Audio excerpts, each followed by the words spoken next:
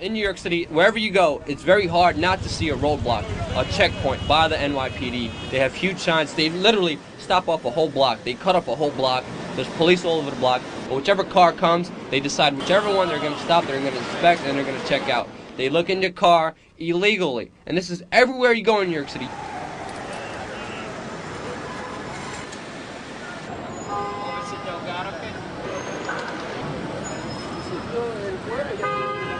Right after the London bombings, New York City implemented bag searches in public city subway stations. So wherever you go on the subway, randomly, there's police officers there who are going to stop you before you come in, and they're going to ask you if they could search you.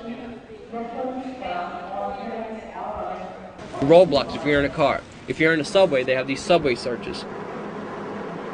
Critical mass is simple movements where they just ride bikes. The police department have deemed them terrorists and are actually arresting people for riding their bikes in the street legally.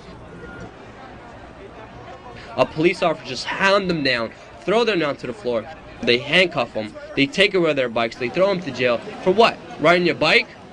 Without 9/11, there would be no checkpoints. Without 9/11, we wouldn't be called terrorists.